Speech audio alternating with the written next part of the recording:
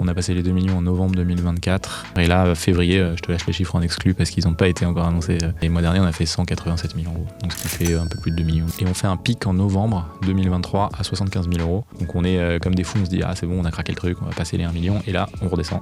Maîtriser Meta au point d'en faire vraiment un canal d'acquisition, voire le canal d'acquisition principal, c'est pas quelque chose qui était extrêmement présent. Je me suis dit, bah tiens, ça va être notre angle. Il faut pas essayer d'aller à l'encontre du marché. Il faut parler avec les termes du marché et ensuite faire de l'éducation une fois que tu as hooké la personne. En fait, l'acquisition, c'est bien, c'est une équation économique. Tu vois, si tu as beaucoup de clients mais qui te payent 1 500 euros par mois, ça marche pas, tu vois. Tu vas juste épuiser tes équipes, tu vas pas avoir beaucoup de rentabilité à la fin. Bienvenue dans le podcast Hyper Freelance. C'est notre premier épisode sur YouTube, même si ça fait déjà 2 ans qu'on existe sur LinkedIn et Spotify notamment. J'avais envie de commencer cette série avec Étienne Garcia parce que c'est une des plus belles réussites en termes de création d'agence sur les 5 dernières années. Étienne, avec son agence Rhodes, il est passé de 0 à plus de 2 millions d'euros de revenus annuels récurrents ou projetés.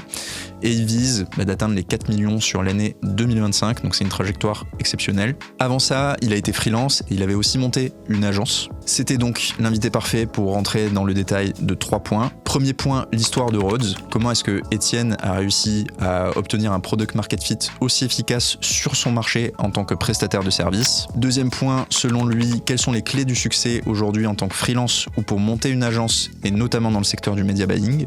Et enfin, la stratégie de contenu d'Étienne, comprendre comment est-ce qu'il génère des dizaines d'opportunités commerciales qualifiées tous les mois grâce à une stratégie de contenu d'expertise. L'épisode est hyper riche en informations, donc accrochez-vous bien et restez jusqu'à la fin. C'est parti. Salut Étienne. Salut Rémi. Première question pour qu'on puisse se mettre dans ta tête dès le début du podcast. Où est-ce que tu en es avec Rhodes aujourd'hui ? C'est quoi tes gros challenges du moment ? Ouais. Déjà, merci de me recevoir dans le podcast. Très content de faire cet épisode avec toi.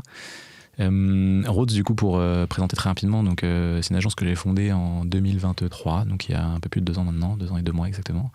Donc on est spécialisé dans la publicité pour les marques e-commerce. Donc on fait en gros tout ce qui touche au canal d'acquisition. Donc on connaît Google, Meta, Snap, TikTok, etc. Et de la créa pour développer les ventes des marques online. Et du coup, aujourd'hui, on est un peu plus de 25. Enfin, on est 25 dans l'agence avec 5 recrutements en cours. Donc on sera une trentaine là, dans les prochaines semaines.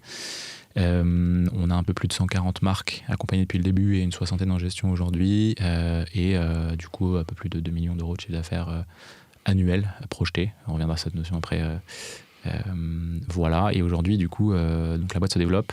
Un des challenges principaux, enfin en tout cas les sujets que j'ai en tête, dont on parlait un petit peu tout à l'heure notamment, c'est justement ce passage à l'échelle. On a la chance d'avoir un flux d'acquisition qui est bien, qui est constant, qui repose principalement sur le l'inbound et sur de la mise en relation, donc ce qui est assez confortable pour nous. Donc il n'y a pas trop de problème sur la partie sales. On a plutôt un sujet sur la partie staffing, donc en termes de recrutement, trouver les bons profils, c'est pas évident. Et moi, un de mes gros sujets, c'est en passant à l'échelle, comment on fait pour maintenir tout ce standard de qualité qu'on a depuis le début, donc la culture, la qualité de service, le management, le recrutement, etc., tout en déléguant, puisque maintenant, mes associés et moi, on n'a plus la main dans tous les sujets, donc on essaye de transmettre aux personnes qui reprennent la main sur les sujets, et ça, c'est plus compliqué que ça en a l'air. Donc, gros sujet du moment. Super. Bon, on va refaire l'histoire dans l'ordre petit à petit. On arrivera à tes sujets de scaling que tu as actuellement. Ouais. Mais c'est hyper intéressant qu'on puisse aborder ça tout à l'heure, parce que quand les gens lancent une agence aujourd'hui, j'ai l'impression que la démarche, on va dire, classique de la majorité des personnes, c'est se dire comment est-ce que je vais trouver des clients, et c'est ma problématique principale pour monter mon agence, alors qu'en fait, mon point de vue, et tu me dis si tu le partages, c'est que ça doit être un prérequis, c'est la base, t'as pas de problème à trouver des clients, du coup tu montes une agence, et là tu vas avoir des nouveaux problèmes qui vont être liés à la structuration de ton service, etc. Bon, on y revient juste après. À la base, qu'est-ce qui fait que t'as eu l'envie de lancer Rhodes ? C'est quoi le constat de marché ? Comment t'as positionné l'agence ? Comment t'as commencé ? Alors moi, pour la petite histoire, j'ai bossé chez Google et Meta avant pendant 3 et 2 ans respectivement, donc 5 au total, sur des postes d'account management où en gros j'accompagnais des marques sur la gestion, enfin pas la gestion en l'occurrence, plutôt la strat, marketing et d'acquisition, donc sur les plateformes Google, Ads qu'on connaît, Display, YouTube et après Facebook, Insta. Donc cette première expérience, moi, ça m'a donné aussi une vision assez claire. Je bossais sur le marché français avec des e-commerçants et des retailers, donc de ce qui se fait du monde des agences. C'est là que j'ai commencé à comprendre comment ça fonctionnait.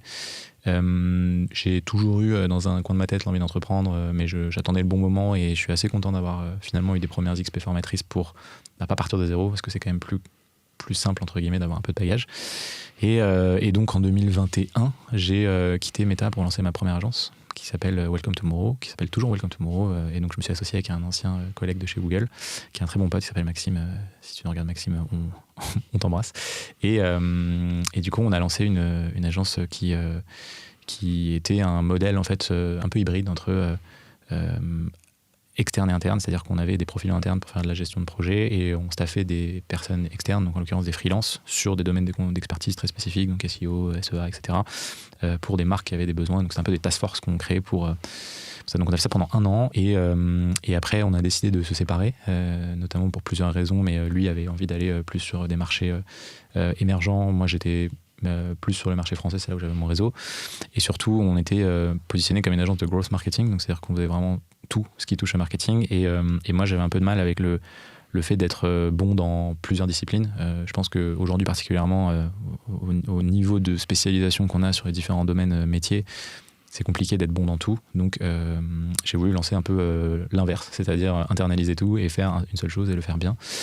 Donc voilà, je me suis lancé en gros en free en septembre 2021. On s'est séparé en gros en juillet-août, je crois, 2021. J'ai pris un petit peu de temps pour réfléchir et je me suis dit, tiens, dans quoi je vais me lancer ? Je savais que ça allait être une agence parce que je voulais capitaliser sur mon background et pas repartir de zéro sur un métier que je maîtrise pas. Donc je me suis lancé en freelance. J'ai fait ça pendant 4 mois pour me remettre un peu à jour, pour générer un petit peu de traction aussi. J'ai commencé à poster du contenu, etc. On y reviendra aussi. Et après, janvier 2023, du coup, Rhodes est né.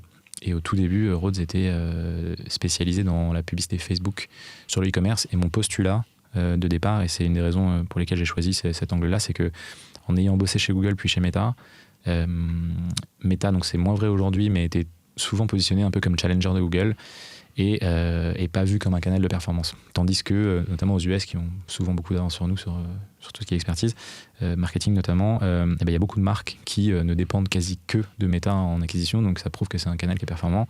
Et je pense que c'est juste qu'on ne savait pas forcément comment faire, ou du moins il y avait très peu d'agences sur le marché français qui savaient comment faire. Donc il y en avait quelques-unes, il y en a encore quelques-unes, mais maîtriser Meta au point d'en faire vraiment un canal d'acquisition, voire le canal d'acquisition principal, c'est pas quelque chose qui était extrêmement présent. Je me suis dit, tiens, ça va être notre angle, donc je me suis lancé là-dessus et après j'ai recruté des gens et de fil en aiguille, c'est devenu ce que c'est aujourd'hui, quoi. Ok, donc ce que tu dis, si j'ai bien compris, c'est que les gros clients, les portefeuilles que tu avais l'habitude d'accompagner dans ta carrière avant, n'avaient pas encore la capacité d'exécuter sur Meta comme le faisaient les DNVB à l'époque, qui commençaient à arriver fort et qui étaient natifs de Meta et faisaient de la perf dessus. Ouais. Les groupes qui n'étaient pas habitués à ça et qui n'étaient pas natifs de cet environnement-là n'arrivaient pas à faire de la performance sur Meta. Alors oui, et en fait il y a eu un mouvement de marché, c'est que historiquement Google Ads et Meta, les publicités sur Meta, c'était beaucoup de media buying au sens premier du terme. Donc c'est vraiment de l'optimisation, de la gestion de tes enchères, des audiences. Et en gros, c'était plus un métier technique qu'un métier de marketeur.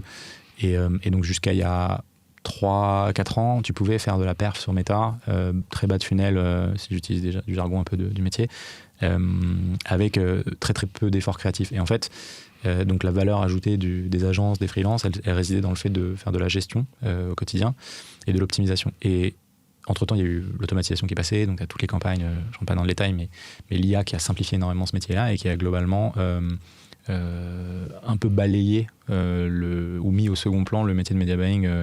Tu penses qu'il y a encore de la valeur chez un media buyer et si oui, à partir de quel budget ou sur quel type de client ? C'est une bonne question. Oui, je pense, parce que media buying, nous, on dit que c'est genre 20-30% du métier, mais tu as quand même besoin d'avoir quelqu'un derrière tes comptes.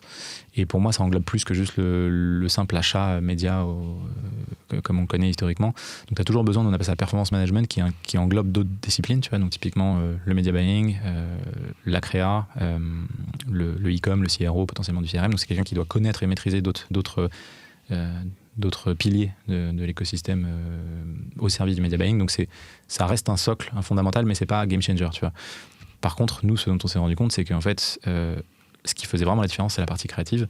Et ça, pour le coup, il y a peu de marques qui ont pris le virage. Les DNVB, c'est souvent les plus matures, mais si on prend tous les grands groupes, etc., tu regardes leur bibliothèque publicitaire Meta, il y en a plein qui font encore du catalogue très très moche avec des fonds blancs, et ça marche plus du tout, tu vois. Et donc, nous, on a vraiment pris cet axe-là de dire la performance par la créa sur Meta, et avec un spectre performance management et pas que media buying. Et c'est ça qui nous a apporté principalement sur la première année, puis après on a ouvert progressivement les vannes, quoi. Ouais. Donc si je reformule, la thèse initiale de Rhodes, c'était de se dire la performance, elle va venir notamment de la créa, d'un consultant expert transversal qui va pouvoir te dire Enfin, je connais pas tous les secteurs d'activité de tous les clients. Par contre, le e-commerce, je connais. Tout à fait. Si tu veux performer en e-commerce et que Meta puisse devenir un contributeur, voilà les changements qu'il faut que tu mettes en place. C'est ça. Et nous, après en interne, on va pouvoir produire ta créa et aussi gérer ton budget ads sur Meta pour performer. En fait, je pense une barrière à l'entrée sur Meta versus Google. Google, c'est des gens qui sont par définition dans une intention. Si, à minima, sur le search, sur le shopping, des gens tapent un mot-clé, ils recherchent, ils ont un besoin. Si tu te positionnes et que tu n'es pas trop mauvais, tu peux générer des ventes. Meta, si tu as quelqu'un qui est bon dans le paramétrage des campagnes, mais que tout le reste ne suit pas, bah, j'ai envie de dire, ça te fait une belle jambe. Ça va pas tu n'auras pas de bonne performance. Donc, il faut être bon partout. Et du coup, je pense que, pour répondre à ta question sur la partie media buying, est-ce que le media buying, c'est entre guillemets obsolète ? Je pense pas, mais c'est pas une condition suffisante pour apporter la performance à minima sur Meta. Donc, ouais. Mais sur la partie Google, je suis d'accord sur les grands comptes. Ouais. Après, sur des petits comptes, si tes clients que tu vas avoir un expert technique, enfin moi je le vois chez des freelances, tu vois, c'est des clients qui venaient me voir et qui voulaient faire du Google Ads, qui n'avaient pas dépensé de budget jusque-là, qui ont des petites boîtes, donc on s'entend jusqu'à 1-2 millions de chiffre d'affaires annuel. S'ils vont voir un mec qui a l'habitude de dépenser 50 000 par mois sur Google, le gars va sortir zéro perf. Parce que la perf, elle vient de quelle landing page tu mets en face, 100%. C'est quoi la stratégie, tout. Donc enfin, ça se retrouve quand même aussi sur des plus petits comptes, mais qui est peut-être moins ce que tu adresses avec Rhodes aujourd'hui, ce besoin de plus en plus dans les métiers de media buying, d'être un consultant de performance publicitaire en fait. 100%. Le 0 to 1, je pense dans tous les cas, tu peux pas être juste bon sur un métier. Il faut toucher à globalement tout ce qui conditionne la performance, donc pas que la plateforme, quoi. Ouais. Bon, maintenant on a la thèse, du coup comment t'as fait pour aller signer les 3-5 premiers clients de Rhodes? Ça a été quoi les étapes? T'as dit que t'avais commencé en freelance, donc si tu peux nous refaire un peu l'historique sur les premiers mois. Alors en gros, donc séparation avec mon associé en juillet-août. À ce moment-là, moi ça faisait un petit moment que je regardais LinkedIn de loin, donc j'ai jamais été très actif sur LinkedIn, mais j'ai toujours posté une fois tous les 2-3 mois juste pour annoncer on a signé tel client, etc. Donc c'était et par contre je voyais pas mal d'entrepreneurs utiliser LinkedIn comme canal d'acquisition pour leur agence ou pour leur boîte de presta. Et je me dis tiens, il y a un truc, et donc je me lance un challenge pour commencer à mettre le pied à l'étrier, et je me dis je vais poster une fois par jour pendant 30 jours. Donc je fais ça en plein mois de juillet. En plus à un moment je suis parti en vacances avec des potes pendant 2 semaines, et du coup les vacances étaient magnifiques, mais je devais me caler 1 heure le matin sur mon téléphone parce que j'ai perdu mon ordi. Bref. Donc je tiens le challenge, et en fait là je tire un peu dans tous les sens, mais l'objectif c'était quand même de commencer à me créer une petite audience pour voir si ça pouvait devenir un canal d'acquisition. Donc là je varie un peu les contenus, je fais du contenu sur mon expérience chez Meta, je fais du contenu un peu expertise, je soulève des questions sur le media buying et globalement ce que j'ai appris dans mes expériences passées. Et en fait ça commence à générer un peu des interactions, ça commence à générer des messages, des conversations, des calls. Mais j'avais pas de funnel entre guillemets derrière, j'avais pas de Calendly, j'avais rien, tu vois. Et je me dis, il y a un truc, donc je continue, je me suis jamais arrêté après ces 30 jours, je poste tous les jours, ça fait 2 ans et demi maintenant. Et un jour, je me dis, bon, maintenant il faut que j'ai l'idée, je commence à sentir que je vais me positionner sur du Facebook, en tout cas j'ai envie d'aller vers ça. Maintenant il me faut des clients, comment je peux faire ? Et du coup, je me suis dit, le meilleur moyen de le faire, c'est de faire une offre, en fait, tout simplement, en jouant un peu sur les principes de base, la rareté, ce genre de choses.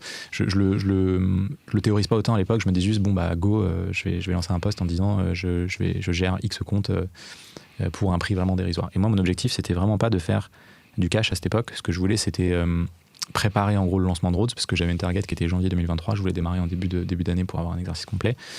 Et donc j'avais 4 mois, c'était fin août où j'ai fait ce post, j'avais 4 mois pour en gros signer des clients, me remettre à jour sur l'expertise technique, parce que je faisais beaucoup de veille mais très peu d'applications, et en parallèle du coup développer le site web, premier recrutement, le nom, le logo, enfin bref, le classique agence. Et donc le post que j'ai fait, j'ai dit je gère 5 comptes pour donc je suis un ancien de Meta, je vais lancer une agence, blablabla, et je gère 5 comptes pour 500 € par mois sur Facebook Ads. Et en fait ça a eu beaucoup plus d'impact que ce que je pensais, ça a généré une petite 12 ou quinzaine de leads. Sur ces 12-15 leads, je sais plus exactement, mais j'en ai signé 5 dès le début, et après il y en a un 6e qui arrivait un peu en dernière minute et qui m'a dit on vient de entre guillemets se séparer de notre head of growth, moi je peux pas gérer les comptes, est-ce que tu peux gérer? C'était un de nos tout premiers clients, qui est le seul d'ailleurs qui a transformé de freelance vers agence, c'est June, qui est une très jolie marque, très jolie DNVB parisienne, et du coup j'avais ces 6 clients que j'ai accompagnés pendant 4 mois.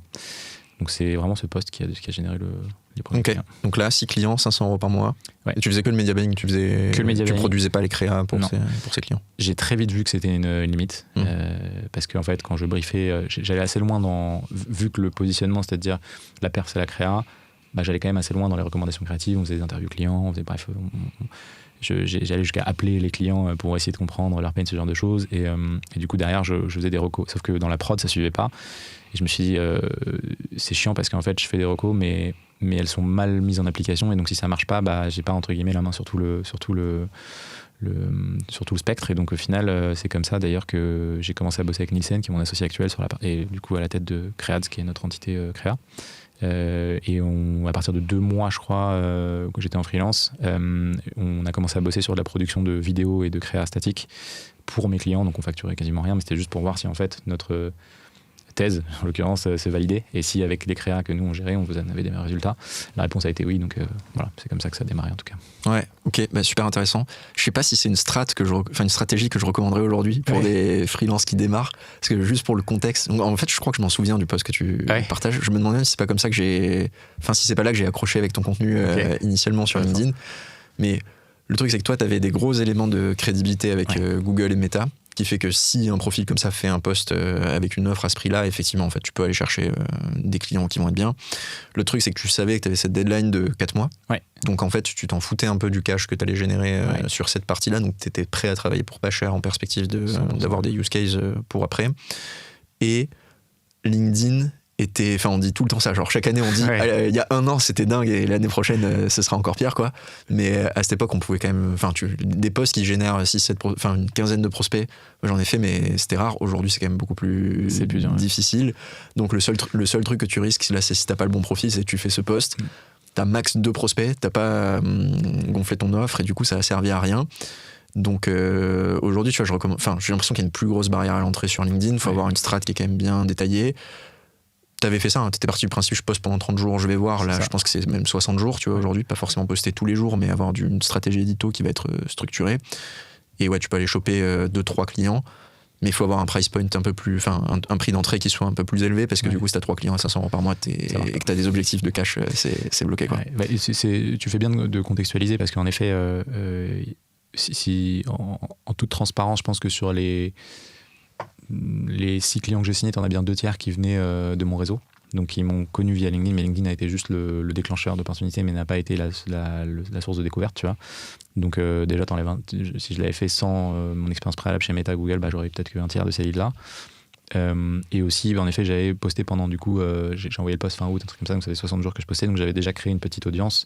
Et je pense que l'un plus l'autre a fait que globalement ça a bien marché.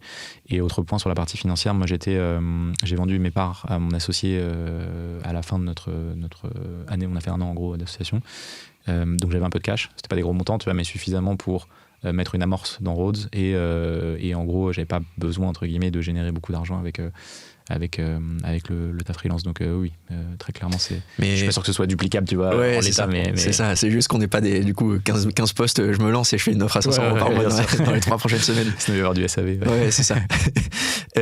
Du coup après derrière, donc là janvier tu commences, donc décembre t'es à 3 millions de chiffre d'affaires. Et là tu lances Rhodes en janvier. C'est quoi tu as le parcours sur les... Donc ça c'était janvier 2023. Ouais, janvier 2023. Ok, du coup on est en mars 2025. Ça fait 2 ans et 2 mois bientôt. Ouais. L'histoire en accéléré, ça donne quoi niveau évolution, client, chiffre d'affaires? Alors on lance donc je constitue une équipe de 5 personnes. Donc mes 2 associés me rejoignent, Jordan et Nissen, à peu près en novembre 2022, donc un peu quand on est encore dans les préparatifs. Je prépare le site, le logo, etc. Bref. Janvier, on recrute aussi à la base 2 personnes en plus, donc 2 alternants, un pour la partie créa, un pour la partie média, pour venir en soutien de Jordan et Nissen.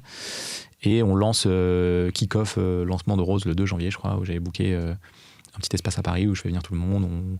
On définit un peu les valeurs, on met sur papier toute la strate, on aligne tout le monde, une journée assez cool. Et du coup, en amont, donc sur novembre et décembre, on signe nos premiers clients pour lancer le mois de janvier. Donc on commence.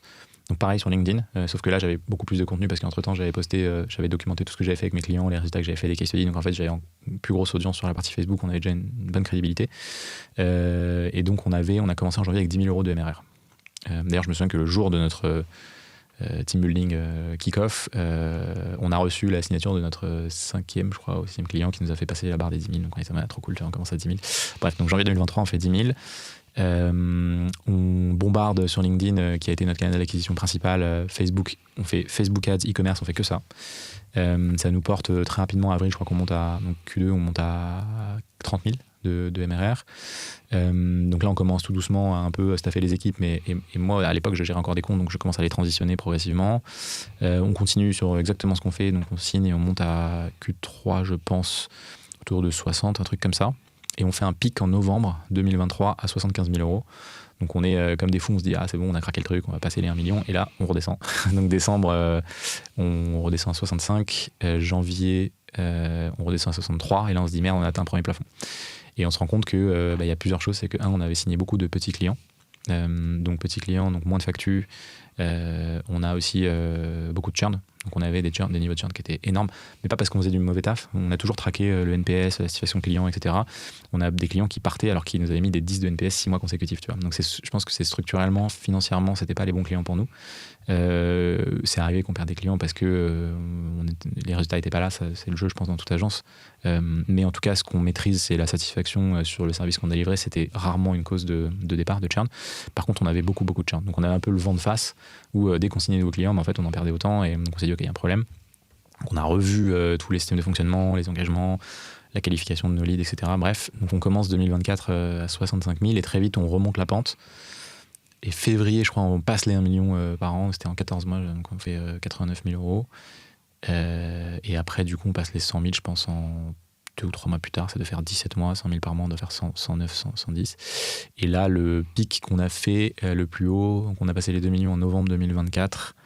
On a fait 167 000 et quelques, donc c'est exactement 2 millions d'ARR. Et là, février, je te lâche les chiffres en exclu parce qu'ils n'ont pas été encore annoncés. Je fais bien trimestriel, mais le mois dernier, on a fait 187 000 euros. Donc ce qui fait un peu plus de 2 millions globalement. En projeté. Oui, quand tu dis projeté, c'est qu'il faudrait facturer ça x12. Voilà. Mais février, c'est pas. Enfin, il y a un truc dont t'as pas parlé aussi, c'est que novembre, c'est censé être le plus gros mois. Décembre, ça reste un bon mois quand même avec Noël et tout, vu que tu factures entre guillemets une partie à la performance, enfin une partie au budget publicitaire sous gestion, et donc les marques dépensent plus au dernier trimestre de l'année qu'au premier trimestre de l'année suivante, donc c'est normal aussi d'avoir de la décroissance. Le fait d'avoir stabilisé par rapport à novembre de l'année dernière en février, ça pour le coup c'est une grosse, enfin même d'avoir fait un peu de croissance, c'est une très belle perf quoi. Ce qui est difficile, c'est que vu qu'on est en croissance assez rapide, on a fait x3 en gros 2024 versus 2023. Cette année on vise x2,2, c'est la target. C'est dur d'avoir des points de comparaison qui sont il y a tellement de choses qui évoluent, tu vois, on a changé de typologie de client, on a changé les cycles de vente sont plus longs, les équipes sont pas les mêmes, les offres, enfin il y a tellement de choses qui sont les bases, même si c'est des mois, et donc la saison entre guillemets est censée être la même, on est sur entre guillemets un périmètre de comparaison qui est très différent, donc on regarde un peu, tu vois, la data, mais c'est, très honnêtement, je peux pas trop l'expliquer, tu vois. Je pense qu'on a juste eu un bon Q4 commercialement, et qu'en fait ça s'est enclenché en février. On a aussi eu quand même un client qui est passé qui va être mon associé, qu'on a accompagné depuis le début, et qui du coup a fait un gros pic de vente et qui a aussi beaucoup dépensé parce qu'on avait une grosse strat. Ça a poussé la facture vers le haut. Mais voilà, donc c'est un peu ça la trend, et l'idée c'est qu'on aimerait bien aller chercher idéalement les plus de 300 000 de MRR cette année. Moi je dis 4 d'ARR, donc ça fait 334 000 pour être précis par mois. Est-ce qu'on va y arriver? Très bonne question, mais je te dirai dans 10 mois. Et donc là, c'est des trucs dont tu as parlé aussi dans ta vidéo bilan 2024. Donc s'il y a des personnes qui veulent aller la voir, on revient pas forcément sur tous les points que tu as détaillés, mais il y a un truc que j'avais vu que j'ai trouvé très intéressant, c'est de dire, à ce stade de boîte, en fait, les décisions que tu prends, toi, elles se répercutent plutôt au trimestre qu'au mois le mois. Donc faut pas non plus paniquer quand tu as un mois qui baisse, ou alors au contraire s'extasier si on a fait plus 10% versus le mois précédent. C'est pas les décisions de janvier qui génèrent la croissance de février à ce stade de boîte. Je pense que pendant la première année, on a vraiment raisonné presque au jour le jour, tu vois. On voyait un client ce qui était une force et ce qui plus tard aurait pu devenir une faiblesse, mais on a réussi justement à changer un peu d'échelle temporelle de prise de décision. On avait beaucoup on paniquait quand le chiffre baissait. Et du coup, on mettait des actions pour compenser qui n'étaient pas toujours les bonnes. On va vendre des trucs one shot. Sauf que dans le milieu des agences, plus tu vends de one shot, plus tu as l'impression de gonfler ton chiffre artificiellement, mais plus le mois d'après, tu dois revendre du one-shot pour faire à minima autant que le mois d'avant. Et pour faire de la croissance, faut quand même, il faut de l'effort commercial. Et nous, on veut un maximum de MRR et un minimum de one-shot. Donc je me mettais beaucoup la pression avec ça la première et la deuxième année. Il faut absolument qu'on fasse plus de chiffres ce mois-ci. Aujourd'hui, j'ai accepté que c'est beaucoup plus long, que les cycles de vente se consignent maintenant, potentiellement ça démarre dans 3 mois, que maintenant j'ai une équipe, donc en fait je peux pas juste dire on va prendre cette direction, donc ça risque de foutre trop le bordel dans ce qui a déjà été prévu. On a des roadmaps au trimestre, etc. Donc c'est un peu plus lent, mais je pense que c'est adapté à notre stade. Donc à refaire, je pense que je garderai la même agilité sur la première année et la deuxième. Mais par contre, si j'avais continué à raisonner au mois le mois, je pense que ça aurait été probablement une erreur là à ce stade, quoi. Ouais. Mais on en reparlera peut-être un peu plus dans la deuxième partie de l'épisode, mais j'avais un peu le même sentiment. Donc, j'en ai pas parlé juste avant, mais nous, on se suivait un peu surtout début 2023, parce qu'à ce moment-là, j'étais aussi en train de construire une agence, plutôt sur le SEO, et on n'avait pas de spécialité sectorielle, même si on faisait surtout du B2B, on va dire.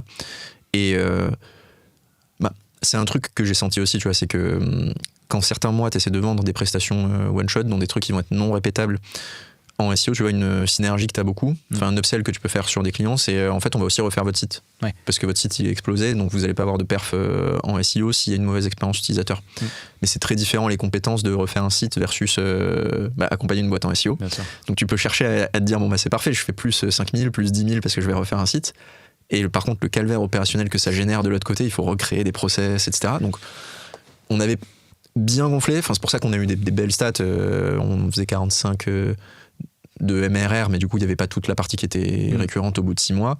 Mais du coup, dedans, il y avait de la presta qu'on ne pouvait pas répertorier derrière. Et donc, il aurait fallu, sur l'étape d'après, qu'on renouvelle notre capacité à accompagner plutôt des gros comptes en SEO et pas des petits sur lesquels on va faire beaucoup de choses. Et tu vois, tout à l'heure je disais qu'on avait fait un pic à 75 en novembre. On avait analysé du coup d'où venait le chiffre, et en fait l'écart qu'il y a entre 75 et 63 ou 65 qu'on a fait en décembre d'après, c'est 10 cas de prestats non répétables. Okay. Tu vois, c'était des landing pages, c'était des audits, c'était des tracking, et je pense qu'on était dans une course effrénée de il faut absolument qu'on passe la barre des 1 million le plus vite possible, parce que je sais pas pourquoi, tu vois, mais parce que en première année il faut faire de la croissance, quoi.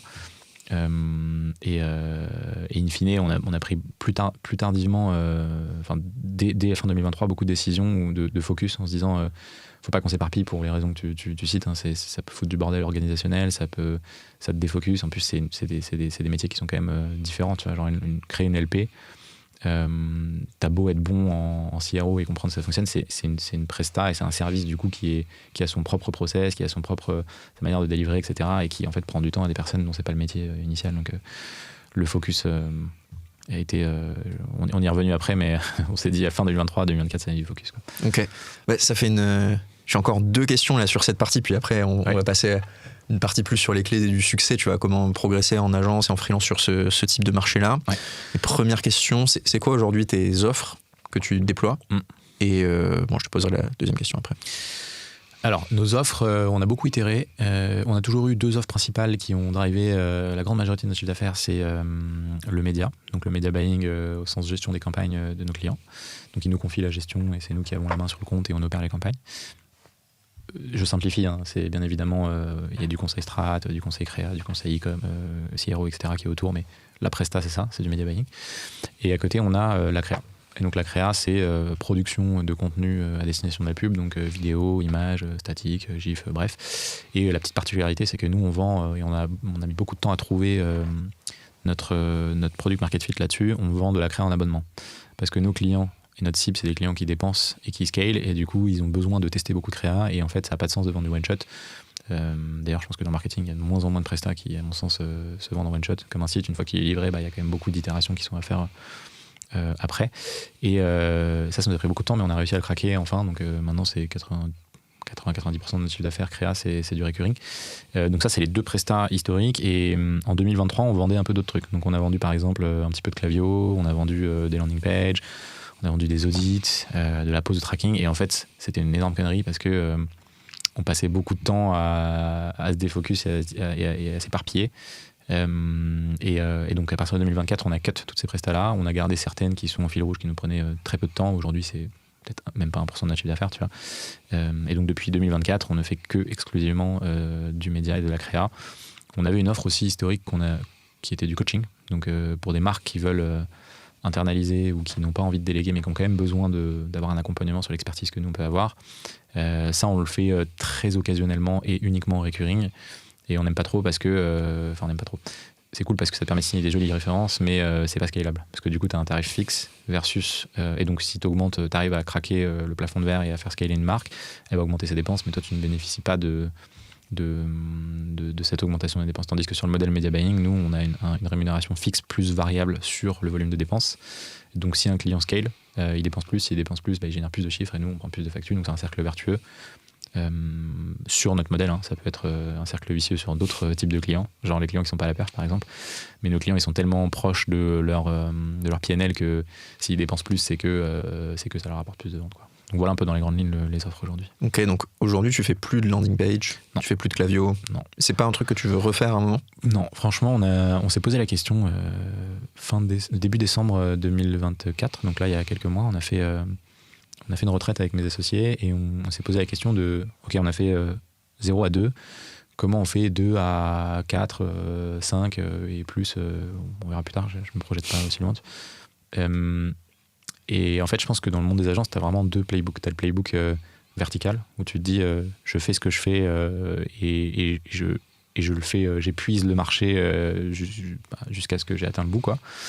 Et d'ailleurs, tu peux aller assez loin. Je pense que tu peux le faire en France, mais tu peux aussi continuer à le faire dans d'autres pays. Donc, tu peux aller en Europe, tu peux aller aux US. Après, ça demande quand même un petit peu plus de process et d'avoir des personnes qui parlent anglais. Mais en tout cas, je pense que tu peux aller assez loin dans la partie verticale. Ou alors, tu as le playbook horizontal que beaucoup d'agences choisissent. C'est d'avoir plusieurs business units qui, chacune indépendamment, vont faire 1-2 millions et la somme va faire fois le nombre de BU. Et nous, on a décidé de se verticaliser. Et on avait eu même des discussions avec potentiellement des agences CRM ou même nous, des personnes, des profils pour lancer une BU CRM. Et finalement, on a complètement arrêté parce qu'on s'est dit c'est un métier, c'est quelque chose sur lequel que moi je maîtrise pas. Donc en fait, je peux pas contrôler entre guillemets la qualité de ce qu'on vend. Je sais pas du tout faire d'acquisition sur ce type de services, et en plus de ça je vois déjà ce que c'est la complexité que de gérer 2 business units avec la créa et le média. Rajouter une troisième voire une quatrième, je pense que c'est très compliqué et on n'a pas envie de se complexifier la vie, donc on a complètement sorti ça de notre roadmap. Et là l'idée c'est de pousser le plus qu'on peut juste sur le média et la créa, et média et créa parce que les deux sont complémentaires. On a sorti une stat il y a quelques mois déjà, donc il faudrait que je la fasse, mais on a je crois que c'est 51% de nos clients médias qui ont commandé au moins une fois de la créa chez nous. Donc tu as vraiment une synergie, un cross-sell, et on vend beaucoup de bundles, même si les clients peuvent être clients de l'une ou de l'autre BU. Donc même si c'est 2 BU, je considère qu'il y a quand même un intérêt à les travailler ensemble parce qu'elles se nourrissent mutuellement, quoi. Ok, ouais, c'est intéressant. Je pense, c'est énorme, 50% d'acheteurs entre 2 business units. Et vu la nature du métier, j'aurais presque dit, tu vois, que ça pouvait être encore plus, mais en fait, je pense que c'est parce que vous avez beaucoup de comptes qui ont déjà des prestataires existants sur certains sujets, qui arrivent ou alors qui ont internalisé cette partie-là, donc ils n'ont pas forcément encore besoin du reste. Par contre, la BU Créa, donc ça tend à s'améliorer, c'est une des raisons pour lesquelles on a splitté un peu les deux entités, et maintenant on travaille beaucoup l'acquisition indépendante de Créad, donc notre agence Créa. Je crois qu'en janvier ou février, si je ne dis pas de bêtises, 2/3 des clients de Créad étaient des clients médias aussi. Donc tu as quand même encore beaucoup de clients Créad qui sont dépendants qui viennent et qui proviennent de Route. Ok, super intéressant.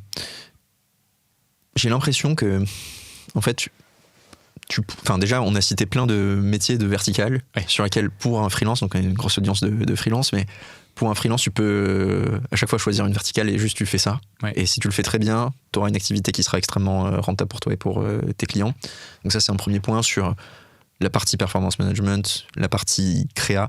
Pour moi, sur la créa, il y a même des spécialisations à avoir par type de créa.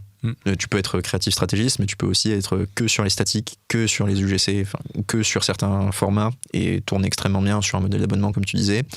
Landing page, c'est la même chose. Ouais. Klaviyo, bon, bien sûr, ça c'est. Je dirais qu'il commence à y avoir des grosses barrières à l'entrée quand même sur Klaviyo. C'est qu'il y a beaucoup de freelance, ils sont assez bons dans leur métier. Donc là, faut être fort. Mais ouais, chacune de ces spécialités est un bon métier freelance. Toi, aujourd'hui, comment tu fais quand tu as quelqu'un qui te dit je veux faire du Klaviyo, tu le rediriges vers un prestataire? Alors, c'est un truc qu'on avait sous-estimé.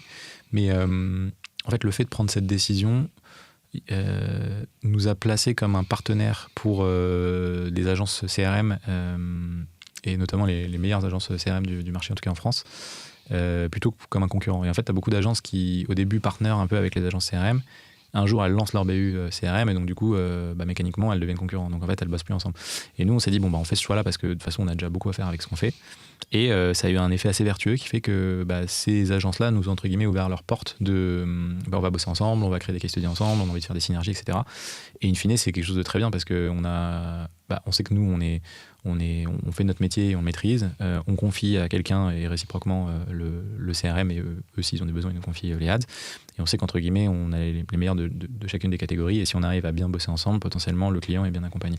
Et je pense que du coup, le niveau de service est mieux comme ça. Et même en termes de synergie et d'écosystème, je trouve que c'est...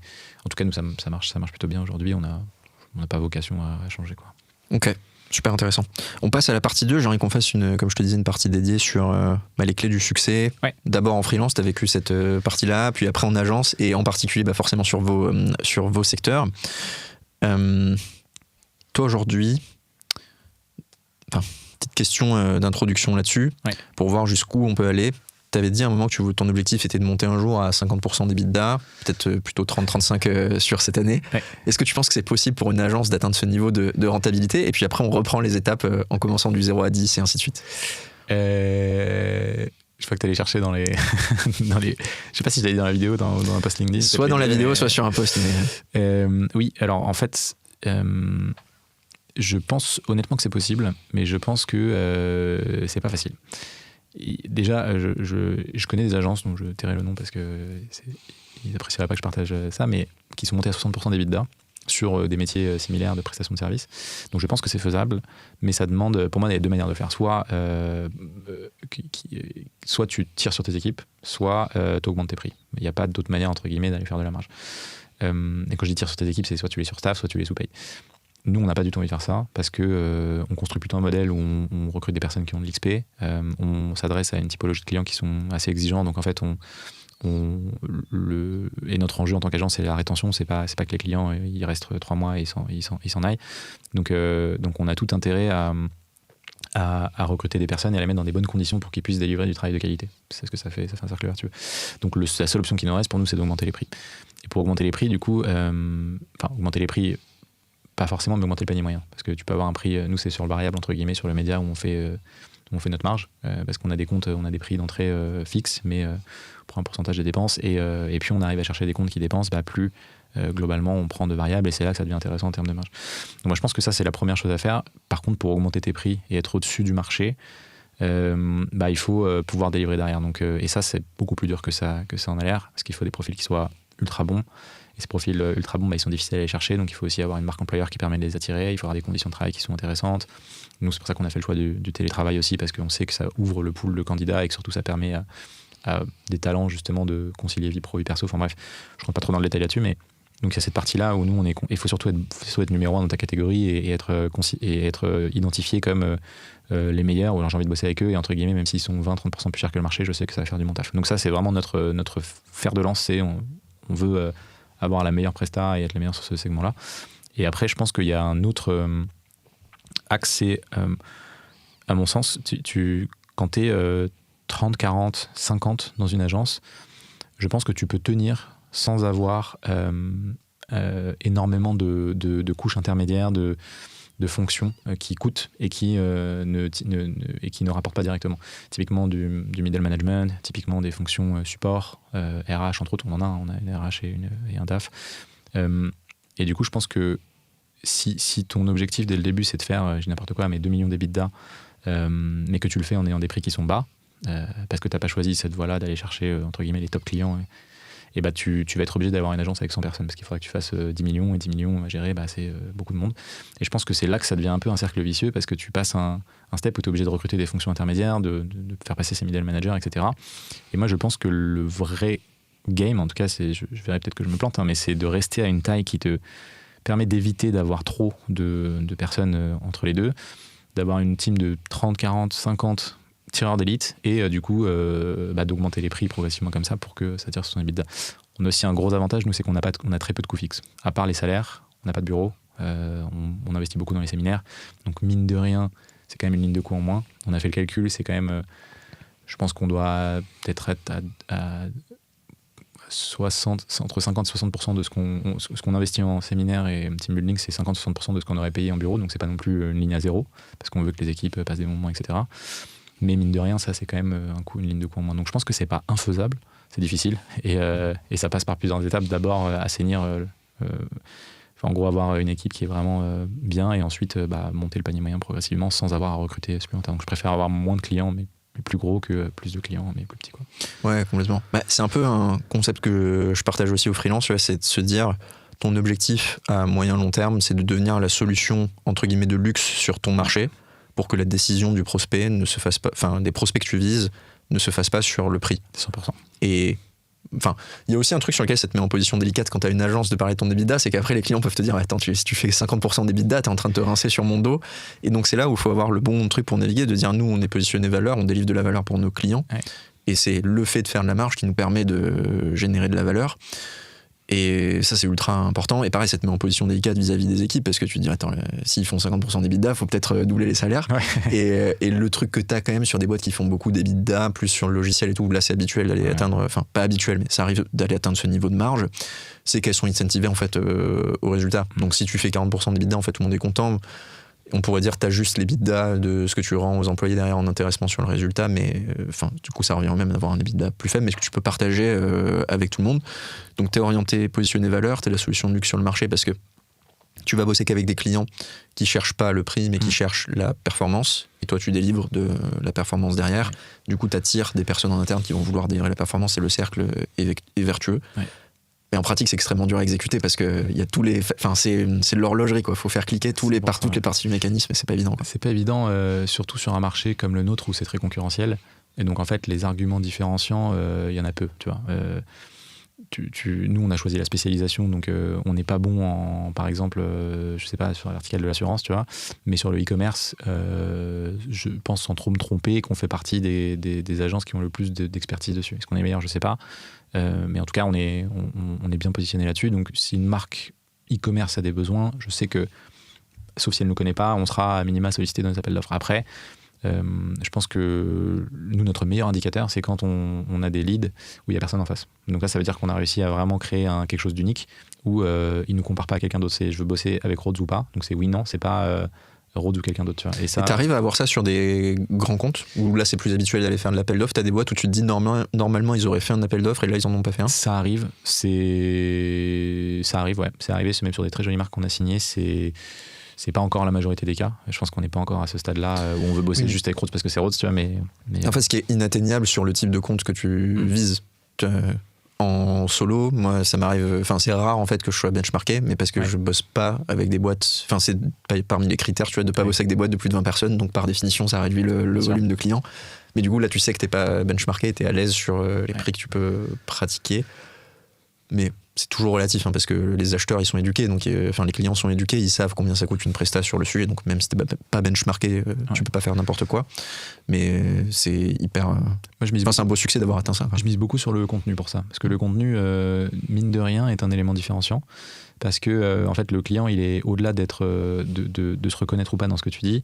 Il y a une sorte de, je sais pas si c'est un attachement, tu vois, mais il y a quelque chose de presque une connexion qui est faite, tu vois, un début de relation qui est fait et qui peut pas être répliqué par une agence qui rentre dans un appel d'offres tardivement. Tu vois, quand tu as quelqu'un qui a consommé ton contenu, nous on a des leads, des personnes qui bookent des appels de découverte, ça fait 2 ans qu'ils consomment notre contenu. Tu vois. Et ils nous ont jamais contactés, jamais liké un post et ils disent ah oui mais j'ai lu tout vos newsletters, etc. Et donc en fait tu sais que ce prospect-là, sauf si on fait de la merde en avant-vente, s'il nous compare à une autre agence, il n'aura pas le même attachement, tu vois. Et donc là c'est cool parce qu'on passe dans le entre guillemets le non rationnel et donc on n'est pas dans un argument qui est on n'est pas substituable, tu vois. Mon rêve c'est d'être tu vois, t'as des agences comme, je sais pas si tu connais, je crois que c'est Sandwich. Oui, bien sûr. Qui est aux US.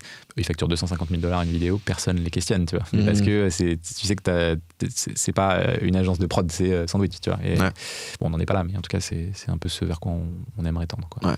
Et je fais une parenthèse sur Sandwich. Donc Sandwich, c'est une agence de vidéos. Ils font que des vidéos promotionnelles pour des pubs, etc. Et une question que j'ai souvent, c'est... oui, il faut vendre du retour sur investissement pour que tu puisses justement être sur ces stratégies de valeur. moi je suis designer ou enfin je sais pas n'importe quel métier, je peux pas mesurer le chiffre d'affaires que je vais générer, etc. Et sandwich ils vendent des vidéos, donc en soi tu peux pas mesurer immédiatement l'impact que ça a. En plus c'est des vidéos de branding, donc c'est sur des campagnes de branding. Et par contre ce que tu peux essayer de quantifier au moins intellectuellement, c'est le coût d'opportunité. Donc qu'est-ce qu'une autre agence va proposer comme service ou un autre prestataire, et qu'est-ce que toi tu proposes. Et si ce coût d'opportunité il est énorme, en fait, tu peux pratiquer des tarifs qui sont déraisonnables, donc c'est pas votre cas.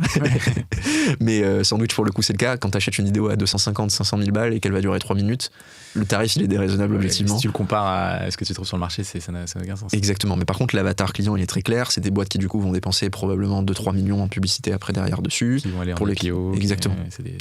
D'ailleurs, je pense que c'est une de leurs forces, c'est que dans leur proposition de valeur, c'est non seulement je te fais la vidéo, mais en plus elle est relayée sur notre site qui lui-même est en gros la source d'inspiration numéro 1, trustée par toutes les grandes figures du secteur, quoi. Donc, j'ai oublié, là j'ai un trou de mémoire, j'ai pas le nom de l'agence, mais celle qui fait toutes les campagnes en France, la Boursorama, etc., qui a été super connue, elle a entre guillemets un peu ça aussi en France. Buzzman. Ouais, c'est ça, Buzzman.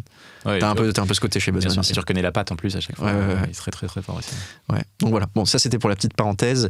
Donc là, clé du succès, 0 à 10K, freelance. Moi, ma question pour toi, c'est est-ce que tu penses qu'il y a des nouveaux... Enfin, c'est un marché concurrentiel, tu l'as dit, pour autant, est-ce qu'il y a de la place pour des nouveaux entrants en freelance, en solo sur ce marché-là ?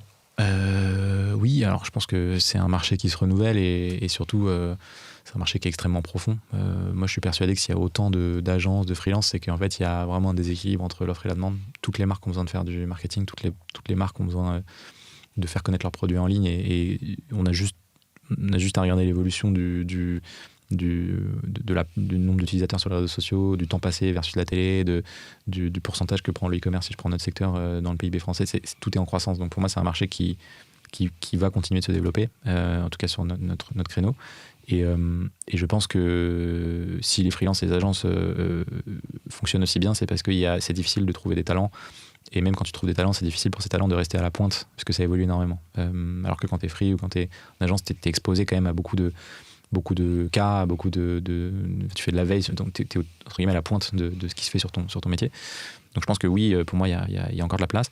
Par contre, c'est ce que tu disais tout à l'heure, en effet, c'est plus dur. C'est plus dur. Toutes les générations disent ça, tu vois, c'était mieux avant. Je pense que c'est plus dur de se distinguer parce que ça devient... déjà, il y a beaucoup d'outils qui mettent au second plan toute la partie un peu opérationnelle. Et je pense que le niveau de technicité, il est plus élevé qu'avant, tu vois. Et donc, le SEO, je connais pas très bien, tu vois, mais je pense que tu peux pas juste débarquer en ayant une base, tu vois, de SEO. Il faut que tu apportes quelque chose. Soit c'est une vision un peu plus business, qui est ce que tu faisais très bien d'ailleurs, où tu avais un raisonnement qui est très SEO, pas juste technique, faire du trafic, c'est SEO à des fins business.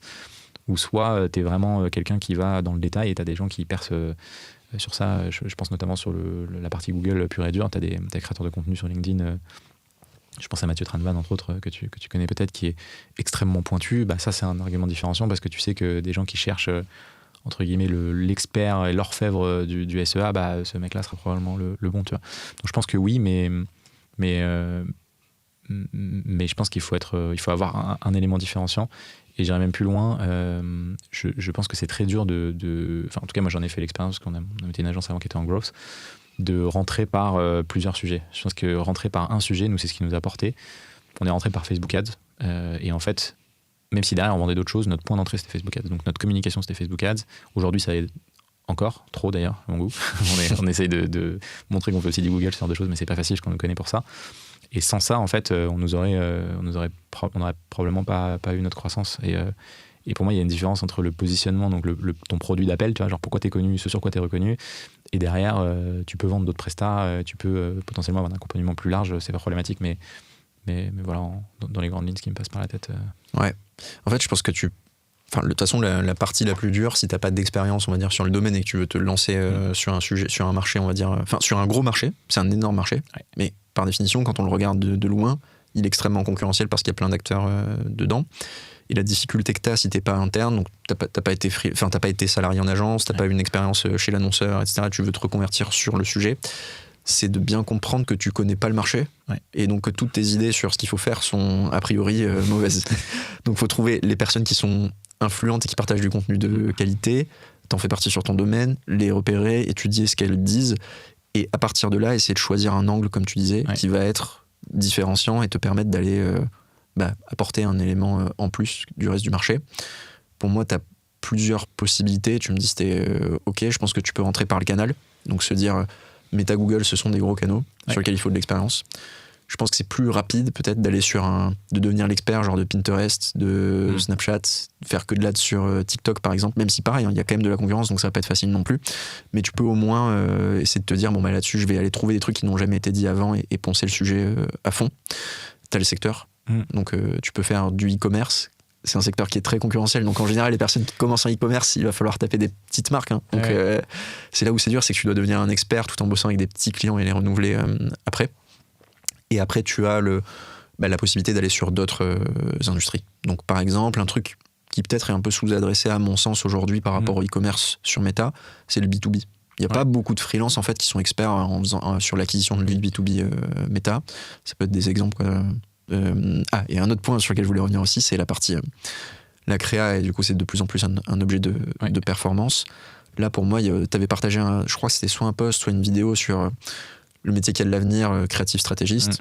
À mon sens aussi il en manque. Ça c'est un truc sur lequel on peut aller aujourd'hui si on démarre du zéro, avec pas beaucoup de bagages sur ce marché. Ce qui est sur ce point-là, alors sur les autres exemples je te rejoins à 100%. Sur le dernier point, je pense que c'est délicat aussi.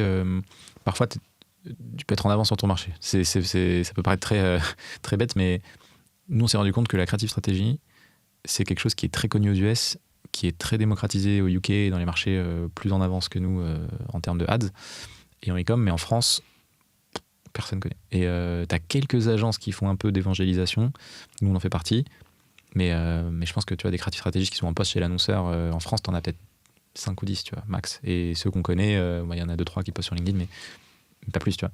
Et du coup, nous, en fait, au début, on essayait de marketer ça en disant, mais c'est évident, c'est ça, le métier de la créa de demain, c'est pas de la prod, c'est pas du media buying, c'est l'entre-deux, tu vois. Et ça marchait pas du tout, parce qu'en fait, les gens comprenaient pas, tu vois. C'est pas quelque chose, pour eux, la créa, en fait, c'est de la prod, tu vois. Et donc, du coup, on a accepté, c'est comme le media buying. Tout le monde comprend ce que c'est qu'une agence média, personne ne comprend ce que c'est qu'une agence de performance management, tu vois. Et du coup, nous, notre point d'entrée, et ça a été un gros apprentissage, c'est il faut pas essayer d'aller à l'encontre du marché, il faut parler avec les termes du marché et ensuite faire de l'éducation une fois que tu as hooké la personne. Mais c'est comme en pub. Ce que tu veux, c'est que la personne, tu arrives à la hooker et ensuite tu lui expliques. Et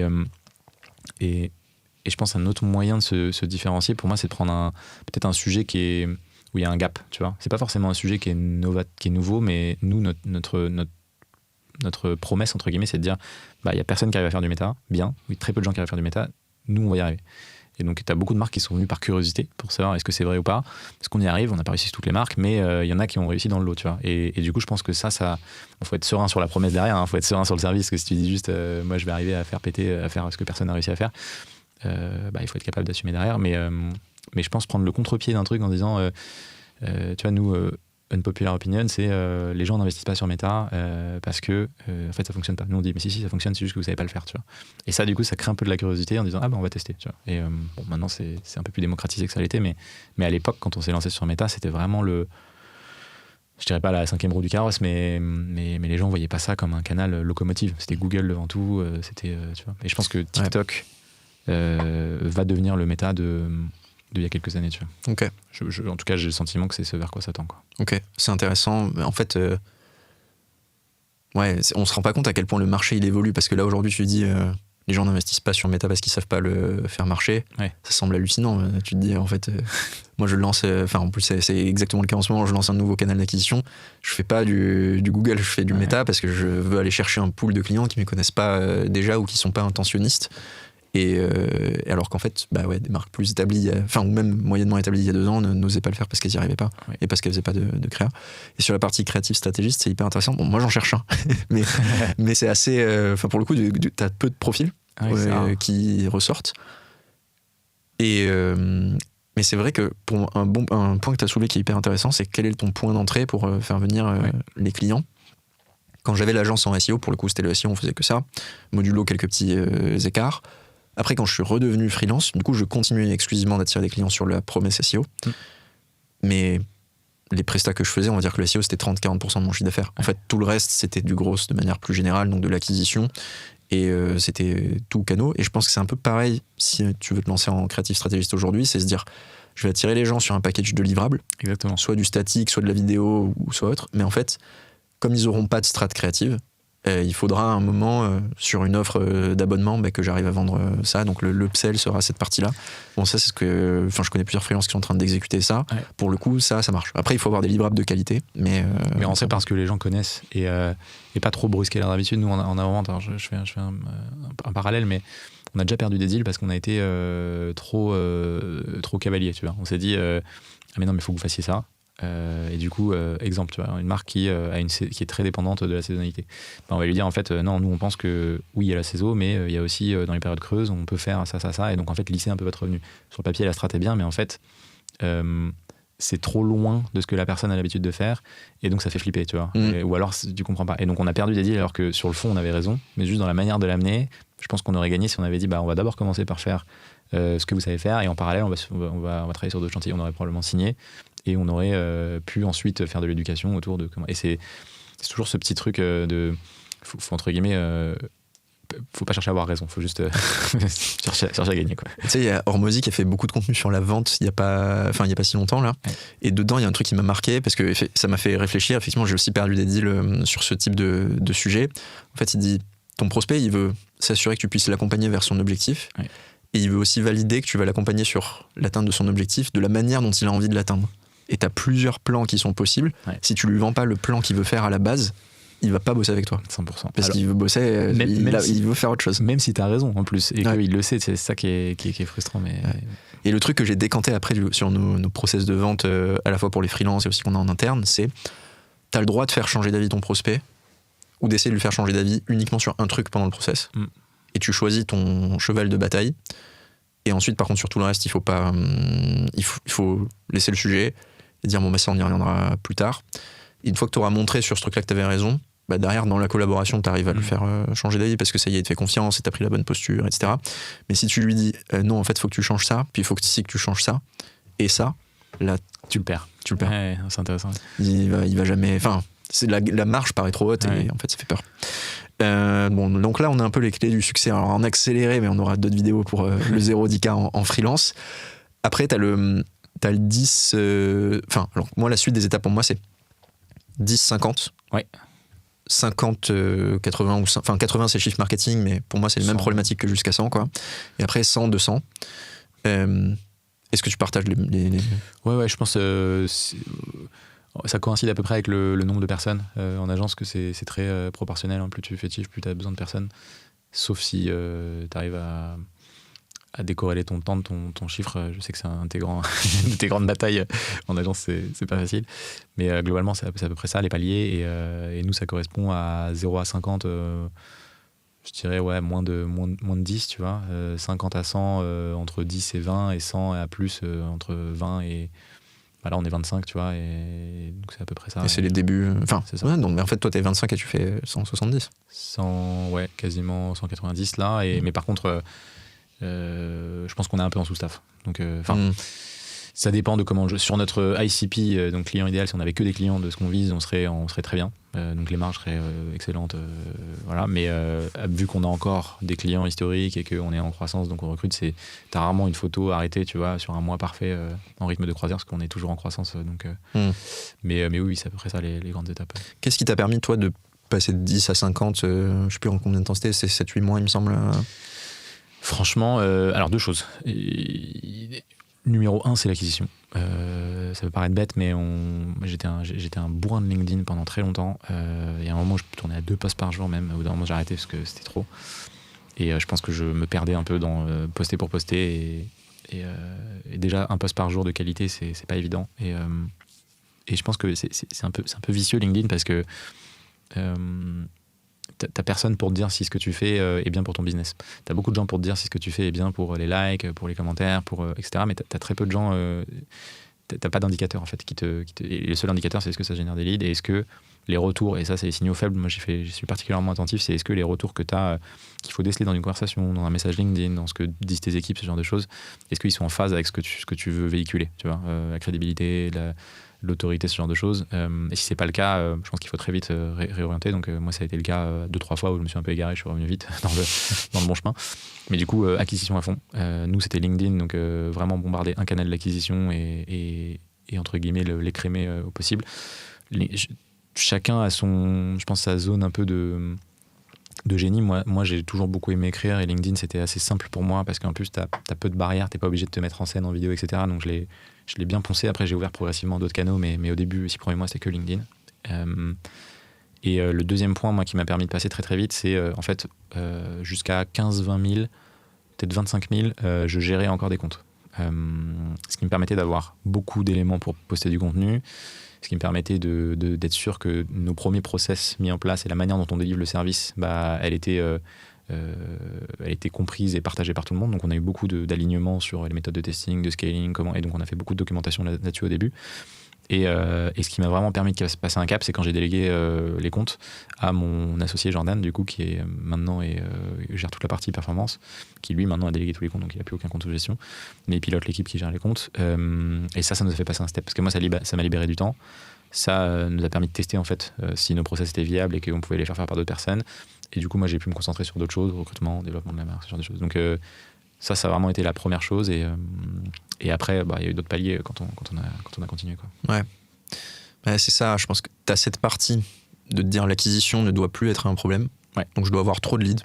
Exactement. Et y compris des leads qui sont pas idéaux, donc c'est-à-dire des prospects qui me permettront pas de passer à l'étape d'après, mais c'est pas grave parce que pour l'instant je vais pouvoir staffer les personnes que j'ai, qu'elles soient freelance ou qu'elles soient salariées. Un point que je trouve important, moi, une erreur que j'avais fait à cette étape-là, c'était de staffer trop de profils différents. Donc nous on était en forme, enfin je dis que c'était une agence, en fait c'était plus brandé collectif, donc c'est-à-dire on indiquait bien aux clients qu'on travaillait avec des freelances et que c'était les freelances qui allaient travailler sur le projet. Mais l'erreur peut-être qu'on a fait, c'est qu'on voulait pas être dépendant de un ou deux profils très bons avec qui on avait l'habitude de travailler, et on se disait en fait il faut qu'on forme tout le monde à des process, et comme ça on n'est pas dépendant. Et ça c'est une erreur, en fait on aurait dû prendre 3 profils en qui on fait confiance et leur faire créer nos process et les faire contribuer à ces process-là et quasiment être représentés 80 ou 90% de leur chiffre d'affaires. Le point qu'il faut gérer en même temps, donc comme ça t'es pas très dépendant de la partie, tu peux acquérir des clients, déléguer la gestion et t'auras pas de plainte parce que ça se passe globalement bien. Et l'autre partie, c'est qu'il faut identifier quel sera ton profil potentiellement associé, exactement, minoritaire ou alors à 50-50, mais moi je trouve que minoritaire c'est c'est plus logique dans le partage de la valeur, qui va prendre tout le lead après sur le recrutement des futurs performance managers, peu importe le métier, mais des futurs leads exécutants sur le service qui te permettront de passer de 50 à 100 après derrière. Moi je l'ai pas dit, mais en effet c'est en fait je pense le ciment de Rhodes et qui fait que on s'est développé aussi rapidement, c'est que j'ai 2 associés qui sont extraordinaires et qui gèrent vraiment très très bien leur périmètre respectif. Et en fait, on a pris beaucoup de temps à s'aligner au début. Donc, ce qui fait qu'une fois qu'on était alignés, et on s'aligne toujours quotidiennement, c'est pas quotidiennement, mais très régulièrement, et ce qui fait que du coup, j'avais une totale confiance dans leur capacité à continuer de délivrer et à construire Rhodes, même quand j'ai le dos tourné, de la manière dont je l'aurais construit moi. Et ça, c'est sous-coté, mais je pense que c'est difficilement réplicable, en tout cas sur une première année, parce qu'il y a tellement de choses qui changent très vite avec des salariés, et je pense que ou alors c'est des personnes qu'il faut payer très cher et qui ont beaucoup d'XP, etc. Et je pense que pour moi c'est plus des profils associés qui vont construire avec toi le truc, et sans ça je pense que ça aurait été très compliqué. J'aurais dû en fait garder une grosse partie de cette construction, de cette structuration en interne, et ça clairement ça a été game changer sur la première année. Ouais, c'est un point clé, et aussi peut-être pour détailler pourquoi je pense que il faut plutôt que, c'est un meilleur deal que ce soit des associés minoritaires et pas à 50-50. C'est parce que, en tant que fondateur d'agence, je trouve que tu as une plus-value à être à la fois bon sur l'aspect commercial, marketing, attirer des prospects, mais aussi bon sur le métier. Donc, c'est-à-dire savoir comment c'est fait et comment est-ce que ça devrait être fait, parce que tu as besoin d'avoir ce qu'on a explicité plus tôt, la thèse du marché, qui est en fait l'élément différenciant de ton service. Si tu l'as pas, ça doit venir de quelqu'un qui a l'expertise technique. Ça peut se faire aussi, là tu vas plutôt être à 50-50 du coup, mais je trouve ça un peu... en vrai c'est un modèle qui se fait bien, mais j'ai l'impression que les agences de ces dernières années qui émergent, c'est plutôt ce que tu as montré, c'est-à-dire un profil qui sait tout faire, qui va s'occuper du marketing, de la théorisation du service tel qu'il doit être, etc., et de la thèse, et qui ensuite va réussir à attirer vers lui des experts techniques qui eux vont délivrer. Et le problème, c'est que si tu as ce profil-là, hyper transversal, enfin problème, on s'entend, mais le truc, c'est que en solo, tu peux générer des volumes de chiffre d'affaires qui sont très importants. Ouais. Et donc, en fait, sous les 50-60 000 euros de CA mensuel, économiquement, la part qui te revient si tu es à 50-50, elle n'est pas si énorme que ça, puisque tu as 20% de marge, donc il te reste 8-9K. Ouais. Tu travailles comme un acharné. Tu avais partagé un peu ton emploi du temps, donc si ça vous intéresse, vous irez voir. Mais le taf de fondateur d'agence, il est extrêmement prenant sur les premières années. Ça va un peu mieux là, mais c'est récent. Ouais, bah, 2 ans pour tout structurer. T'as 2 ans à tirer, entre guillemets, où tu fais que ça, quoi. Mais... Et donc, si tu bosses 70 heures par semaine, mais que tu fais 6 000 par mois, alors qu'à côté, tu pourrais faire beaucoup, moi c'est ce qui m'a poussé. Alors, peut-être je projette un peu trop mon expérience personnelle, mais ce qui m'a poussé à arrêter ce format-là, c'est que c'était pas assez rentable pour moi. Et voilà, le prix à payer était trop gros. Carrément. Après, je pense que c'est des modèles qui sont similaires, similaires sur l'expertise, entre guillemets, mais dans le déroulé, c'est complètement différent. Après, tu as d'autres galères. Quand tu montes une agence, c'est beaucoup d'humains, c'est beaucoup de... Là, je suis en plein dedans sur la processisation, le fait d'arriver à construire et à faire perdurer ta culture d'entreprise, à déléguer le management pour qu'il y ait le recrutement, qu'il n'y ait pas trop dans la raquette, ce genre de choses. Tout ça, c'est des sujets qui sont très difficiles et qui sont encore plus difficiles en remote parce que du coup, on n'a pas les petits moments que tu peux avoir informels dans un bureau. Mais du coup, moi, je mise plus que sur ma rémunération court terme, sur la valeur de l'actif. Tu vois, je me dis, je suis en train de construire un truc qui prend de la valeur, etc. Et d'ailleurs, j'ai même pas forcément beaucoup d'intérêt aujourd'hui à me payer énormément parce que je sais que ça va mettre des points en moins sur les bidas et donc c'est pas forcément...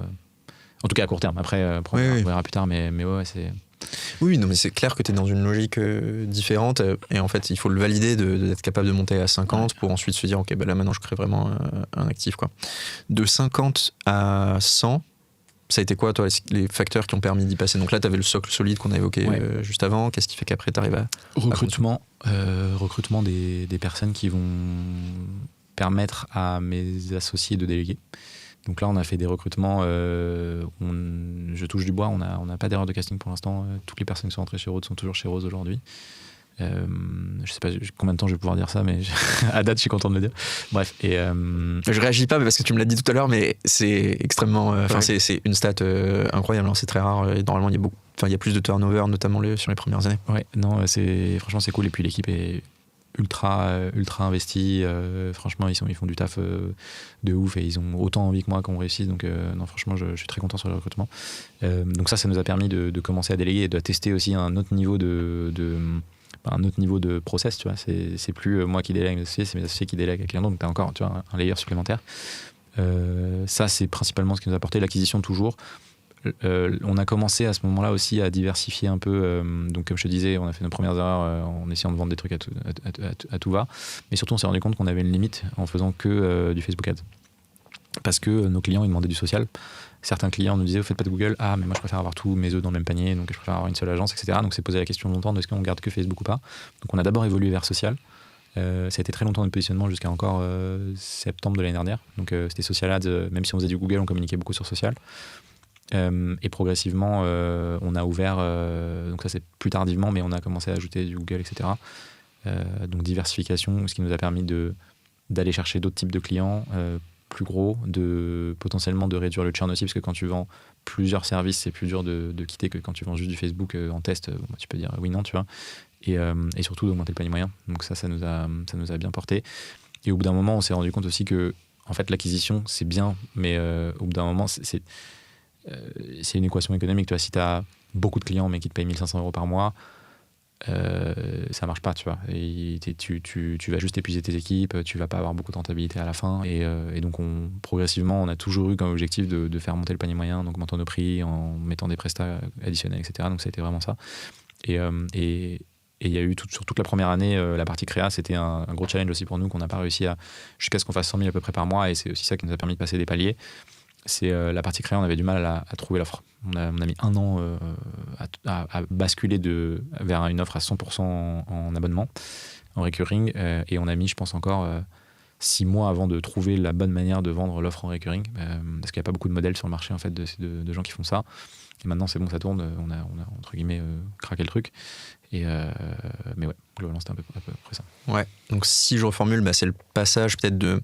T'as 2-3 personnes qui délivrent le service, en fait, il va falloir 7, 8, 9 personnes, parce que les 2-3 étaient très forts, ils faisaient beaucoup de choses. Maintenant, il va falloir davantage spécialiser, donc on va peut-être passer à 10, voire 15 personnes dans l'équipe au total qui délivre le service. À côté, sur l'acquisition, je sais pas, moi je l'ai pas vécu, donc j'essaie de retranscrire ce que tu dis et ce que j'ai vu aussi d'autres agences, plus ou moins de l'intérieur, mais sur l'acquise, j'ai l'impression que c'est surtout attendre en fait. Ouais. Ça marche, t'as montré que ça marchait, t'es passé à 50. Faut juste convaincre les clients d'un peu plus grosse taille, que t'es solide et que en fait tu vas pas te barrer au bout de 6 mois. Et ça se fait. En fait, on se rend pas compte à quel point générer des prospects en 3-6 mois quand tu fais de la prestation de service, c'est entre guillemets dur parce que c'est difficile de faire confiance à un prestataire qui est là depuis pas longtemps. Là, ça fait 1 an que t'existes quasiment. Tu commences à avoir une certaine aura qui t'attire des prospects. Puis t'as aussi des petits. Je pense que c'est. Pour moi, tu ajustes aussi ton process commercial à mesure que tu te développes. Plus on avait des case studies, plus on communiquait dessus, plus on avançait, plus on était un petit peu sélectif sur les clients, on changeait un wording par-ci, un wording par-là. C'était pas de 300 000 à 1 million, c'était de 1 million à 2 millions. C'était des petits trucs comme ça qui font que progressivement, en fait, tu montes tout doucement vers ton ICP. Et je pense que tu peux faire ça d'ailleurs ad vitam aeternam. Bon, après, il y a peut-être quand t'as toutes les boîtes du CAC 40, je pense que tu peux plus aller au-dessus. Mais oui, c'est sûr. Mais ça nous a beaucoup aidé, je pense aussi. Une mini parenthèse là-dessus, et après on fait la partie au-dessus de 100. Ouais. Est-ce que, toi, t'as eu des clients que t'as eu très tôt, que t'as fait grandir. Ça représentait une grosse partie de ton portefeuille pendant un moment. Là, je pense encore à The Smileyst que vous avez eu, tu vois, qui fait exploser, qui fait augmenter le chiffre d'affaires aussi.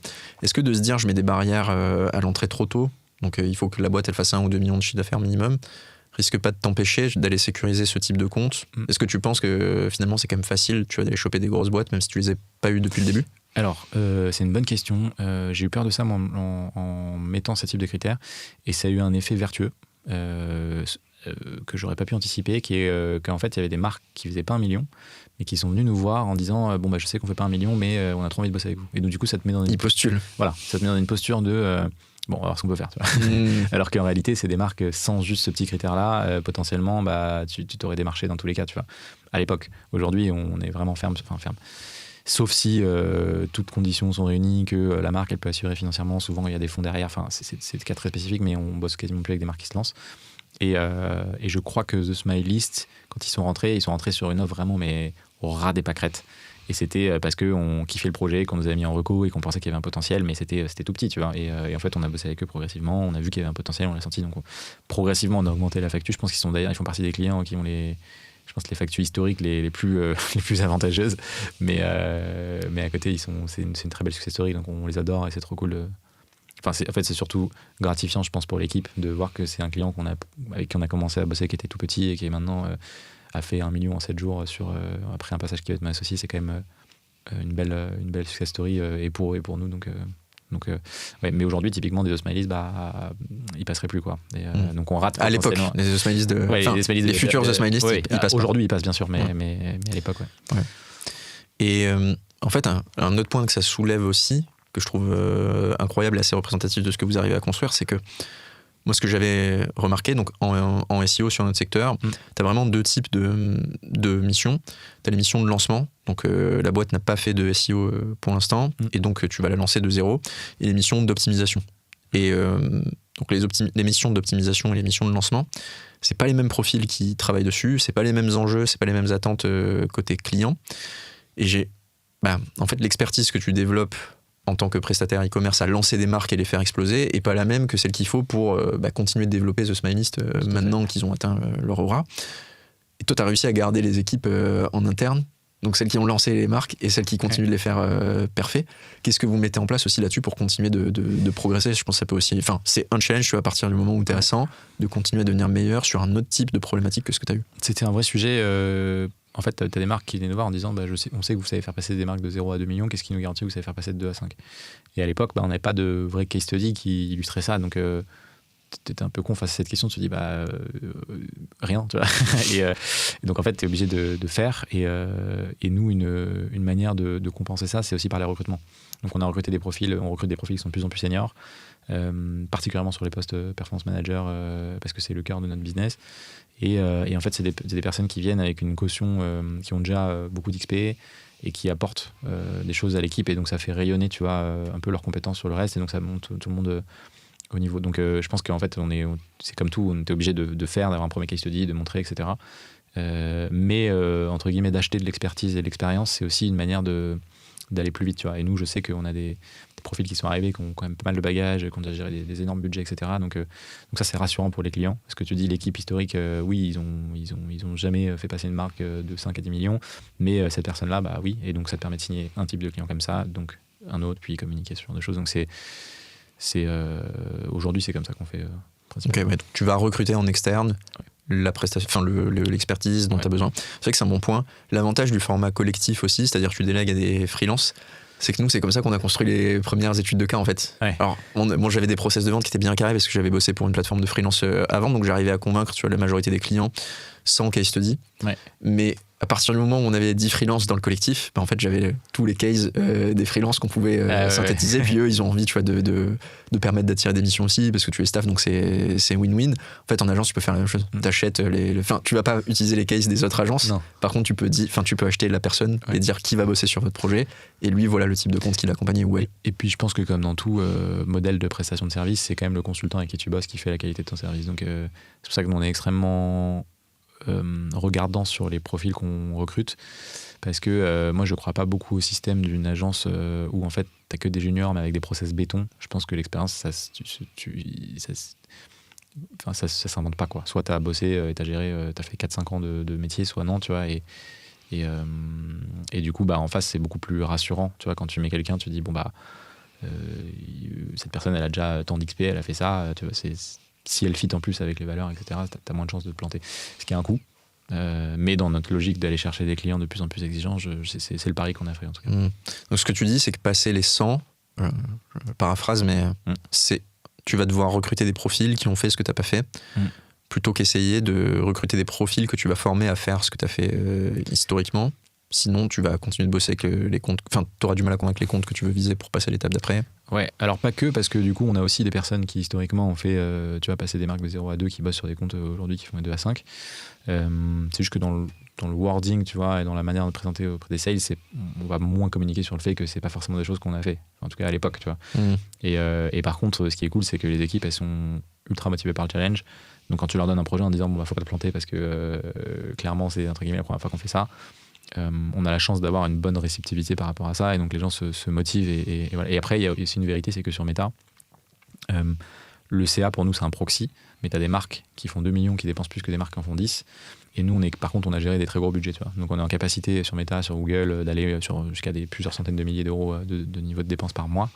Donc en fait les problématiques, même si tu as d'autres choses comme l'international, l'export, enfin la même chose du coup, mais la diversification des produits, ce genre de choses qui rentrent en compte sur une marque qui a 10 millions versus une marque qui a 2, l'expertise sur ads, on l'a, tu vois. Donc ça, en vrai, je suis pas inquiet dessus. Après, c'est juste, voilà, c'est apprentissage continu, quoi. Ouais.